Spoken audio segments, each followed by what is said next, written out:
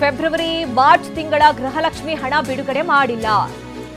ಬಿಡುಗಡೆ ಮಾಡಿದ್ರೆ 5,000 ಕೋಟಿ ಹಣ ಎಲ್ಲಿ ಹೋಯ್ತು? ಇದು ಬಿಜೆಪಿ ಶಾಸಕ ಮಹೇಶ್ ತೆಂಗಿನಕಾಯಿಯವರ ಪ್ರಶ್ನೆ.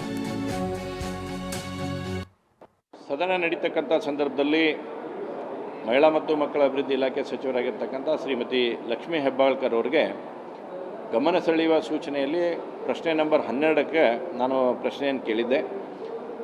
ಅದರಲ್ಲಿ ವಿಶೇಷವಾಗಿ ನಾನು ಉಲ್ಲೇಖ ಮಾಡಿದ್ದಂತಂದರೆ ಏನು ಗೃಹಲಕ್ಷ್ಮಿ ಅಂತಂದೇಳಿ ಕರ್ನಾಟಕ ಸರ್ಕಾರದಿಂದ ಸುಮಾರು ಈ ರಾಜ್ಯದ 1,28,00,000 ಜನ ಅಂತಿತ್ತು. ಅದರಲ್ಲಿ 1,24,00,000 ಜನರಿಗೆ ಪ್ರತಿ ತಿಂಗಳು 2,000 ರೂಪಾಯಿಯನ್ನು ಹಾಕ್ತೇನೆ ಅಂತಕ್ಕಂಥ ಮಾತನ್ನು ಸರ್ಕಾರ ಹೇಳಿತ್ತು. ಆದರೆ ನಾನು ತೆಗೆದಿರ್ತಕ್ಕಂಥ ಮಾಹಿತಿ ಪ್ರಕಾರ 2025ರ ಫೆಬ್ರವರಿ ಮತ್ತು ಮಾರ್ಚ್ 2 ತಿಂಗಳ ಹಣವನ್ನು ಆ ತಾಯಂದರಿಗೆ ಹಾಕಿಲ್ಲ ಅಂತಕ್ಕಂಥ ಮಾಹಿತಿ ನನಗಿದ್ದಾಗ ಮಾನ್ಯ ಸಚಿವರಿಗೆ ನಾನು ಆ ಪ್ರಶ್ನೆಯನ್ನು ಕೇಳಿದ್ದೇನೆ. ಆದರೆ ಅವತ್ತು ಸಚಿವರು ಉತ್ತರ ಕೊಟ್ಟಿದ್ದೇನಿತ್ತಂತಂದರೆ